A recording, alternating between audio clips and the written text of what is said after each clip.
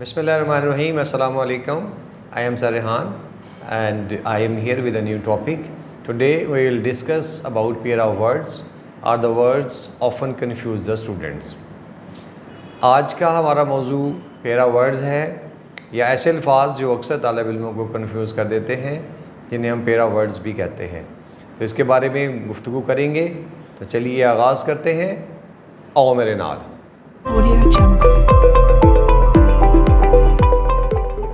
Okay viewers, para words are such words that have the same sound but spelled differently and have same meanings.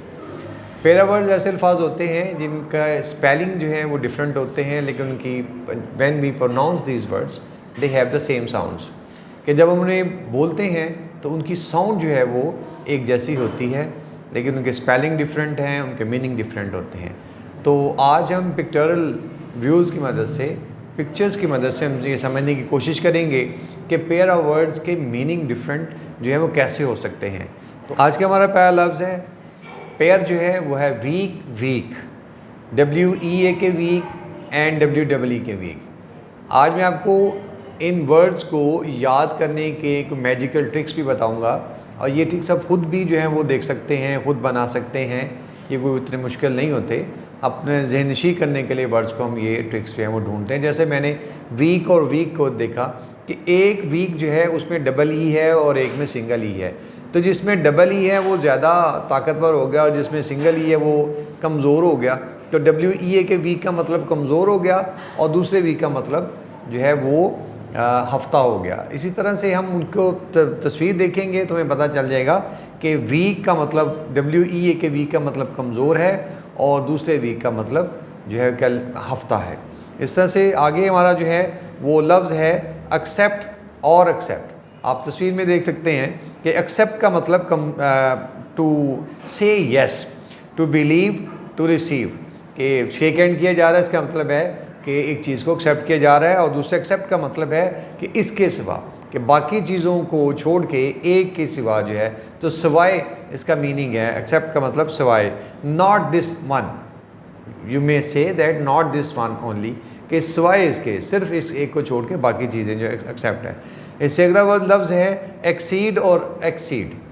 ACCED exceed मतलब accept करना, कबूल कर लेना जो है। और दूसरा एक्सीड EXCEED एक्सीड, बढ़ जाना, आगे निकल जाना। देखिए आप वो पिक्टोरल व्यू से आप इस चीज़ का अंदाज़ा कर सकते हैं कि एक एक्सीड जो है वो एक्सेप्ट, उसमें एक्सेप्ट किया जा रहा है, और एक एक्सीड में वो आगे बढ़ रहा है और उससे आगे निकल रहा है। तो इसका मतलब है एक्सीड कबूल करना और एक एक्सीड का मतलब आगे बढ़ना है। आगे चलते हैं तो उसमें है आल्टर, ALTER आल्टर, तरमीम करना, बदलना। और एक आल्टर ALTER आल्टर, कुर्बान गाह। This word is specially is connected with Christianity, the Jesus. हज़रत ईसा अलैहिस्सलाम की उस कुर्बानी के साथ जो है ये रिलेटेड है। क्रॉस का निशान जो है उनकी कुर्बानी की याद में जो है बनाया गया है। तो इसे कुर्बान गाह, ALTER आल्टर, कुर्बान गाह। और ALTER आल्टर का मतलब जो है तरमीम करना या बदलना। इसी तरह से वर्ड है अफेक्ट, AFFECT अफेक्ट, असर करना। बारिश है, बादल हैं, आप तस्वीर में देख सकते हैं कि बादल हैं, बारिश है और वो उस बीज पे अपना असर कर रही है। और EFFECT अफेक्ट का मतलब असर। उसका असर क्या निकला, उसका नतीजा क्या निकला कि वो एक पौधे की शक्ल में या एक फूल की शक्ल में हमारे सामने आ गया। तो हम कह सकते हैं कि AFFECT अफेक्ट जो है असर करना, ये वर्ब है, और EFFECT अफेक्ट जो है असर, ये नाउन है उसका। इसी तरह से असेंट, ASSENT असेंट, यस, जिसका मतलब है किसी चीज़ की को मान लेना, एक्सेप्ट कर लेना। और ASCENT असेंट, इस असेंट का मतलब है चढ़ाई, चढ़ना किसी चीज़ पे। आप पिक्चर्स में जो है वो चीज़ें देख रहे हैं कि ASSENT असेंट मंजूरी या किसी चीज़ को कबूल कर लेना, और ASCENT असेंट चढ़ाई, किसी चीज़ पे चढ़ना। इसी तरह से हम आगे चलते हैं और देखते हैं कि अपोजिट, एक लफ्ज़ है अपोजिट, OPPOSITE। अपोजिट का मतलब मुखालिफ, जैसे strong, weak, day, night, boy, girl. तो ये सारे अपोजिट हैं एक दूसरे के। तो OPPOSIT अपोजिट, मुखालिफ। और इसी तरह से अपोजिट जो है अपोजिट, APPOSITE, अपोजिट का मतलब है मुनासिब मौजू, किसी चीज़ का मुनासिब होना, किसी चीज़ का मौजू होना, दैट इज़ कॉल्ड अपोजिट। और आगे हम अगर देखें तो ये यहाँ पे ये तस्वीर में ये दिखाया गया है कि अपोजिट जो है ये चीज़ एक मुकम्मल एक हाफ पिक है, उसको किसी एक टुकड़े से जोड़ा जा रहा है कि यहाँ पे ये इस चीज़ के लिए मुनासिब है, ये इसे मुकम्मल कर देगा। तो अपोजिट का मतलब है मुनासिब। इसी तरह से एल, एक वर्ड है एल, ALE, एल मतलब ड्रिंकिंग, शराब पीना। और AIL नॉट फीलिंग बेटर, अच्छा महसूस ना करना, बीमार होना, तंदुरुस्त ना होना। इस तरह बेल है, BAIL, बेल, बेल का मतलब ज़मानत।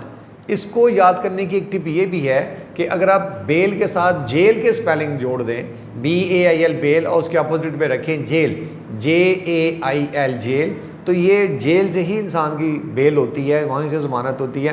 तो उसको लफ्ज़ को आसान याद करना हमारे लिए ईजी हो जाएगा कि जेल से बेल, BAIL बेल ज़मानत, और BALE बेल का मतलब होता है गट्ठा, किसी चीज़ को गट्ठी की बड़ी फॉर्म जो है उसे बांध देना, जैसे आप तस्वीर में देख रहे हैं, तो ये बेल गट्ठा है।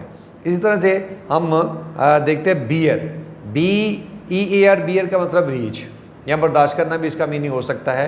और बेयर, BARE बेयर नंगा, ये नंगे पाँव या नंगा जिस्म, कोई भी चीज़ जो अनकवर्ड हो उसे हम बेयर कहते हैं। तो इस तरह से इन पेयर्स को हम आसानी से याद कर सकते हैं अपनी खुद से ट्रिक्स बना के।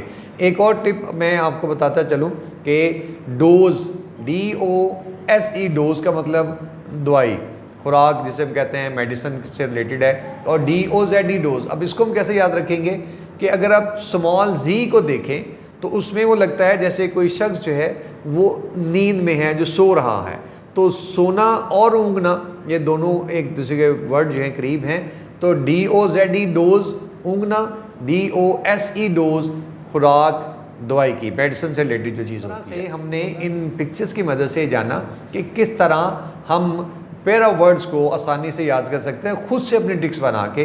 यू कैन गूगल समवेयर, आप उसे गूगल भी कर सकते हैं और इन चीज़ों को वहाँ से भी देख सकते हैं। तो ये तस्वीर या ऐसे आइडियाज़ बना के पेयर ऑफ वर्ड्स को, या ऐसे वर्ड जो हमें अक्सर कंफ्यूज कर देते हैं, उनको हम आसान कर सकते हैं। तो hope you got it all, आपने इसे अच्छे से समझा। तो इंशाल्लाह ताला हम मज़ीद इस तरह की मैं और वीडियोस भी आपके लिए लाता रहूँगा। तो मेरे इस चैनल के साथ जुड़े रहिए, इंशाल्लाह आपको मज़ीद इंग्लिश ग्रामर में इससे बहुत ज़्यादा फ़ायदा होने वाला है। तो मिलते हैं किसी अगली वीडियो में। टिल द नेक्स्ट वीडियो, अल्लाह हाफिज़।